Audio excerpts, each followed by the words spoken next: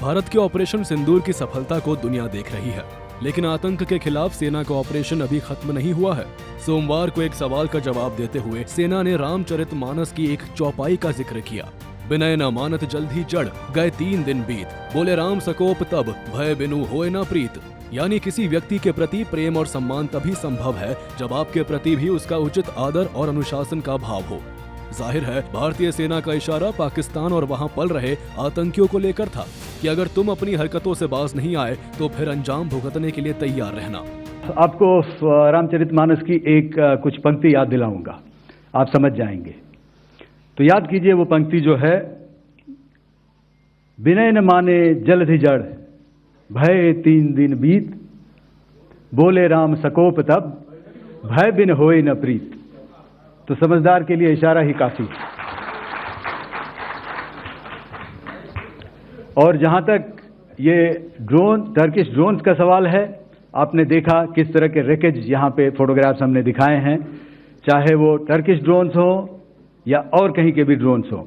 हमारे counter US systems, हमारे trained air defence operators पूरी तरह सक्षम हैं और हमारी देश की जो इंडिजिनस कैपेबिलिटी है काउंटर यूएस के लिए, उसने दिखा दिया है कि चाहे किसी भी तरह की टेक्नोलॉजी आ जाए, हम उसको काउंटर करने के लिए तैयार हैं। और मुझे बोलने की ज्यादा जरूरत नहीं है, आपने खुद ही अपनी आंखों से देखा है हमने इनका क्या हश्र किया है। भारतीय सेना के शौर्य की जानकारी साझा करते हुए डीजीएमओ राजीव घई ने महान क्रिकेटर विराट कोहली की शानदार पारी को भी याद किया और बताया कि कैसे भारत ने पाकिस्तान के हर हमले को नाकाम किया।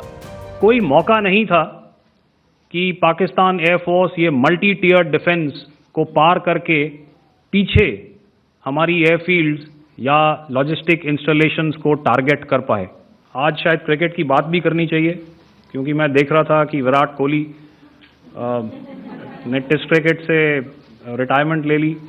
कई भारतीयों की तरह वो मेरे भी फेवरेट क्रिकेटर हैं। 70 के दशक में ऑस्ट्रेलिया और इंग्लैंड की फेमस एशेज सीरीज चल रही थी और उस समय ऑस्ट्रेलिया के 2 बहुत तेज गेंदबाज, जो कि क्रिकेट हिस्ट्री में बड़ा उनका नाम है, जेफ थॉमसन और डेनिस लिली, उन्होंने अंग्रेजी बैट्समैन और उनकी बैटिंग लाइनअप को तहस नहस कर दिया था।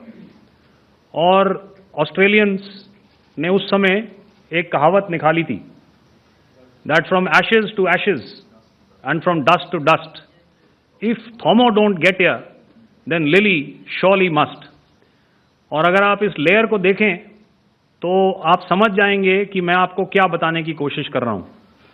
तो अगर आप सारे सिस्टम्स को पार कर भी गए तो आपको फिर भी एयरफील्ड या लॉजिस्टिक इंस्टॉलेशन या जो भी चीज को आप टारगेट कर रहे हैं, उसमें पहुंचने से पहले कोई ना कोई इस लेयर्ड ग्रिड का सिस्टम जरूर गिरा देगा।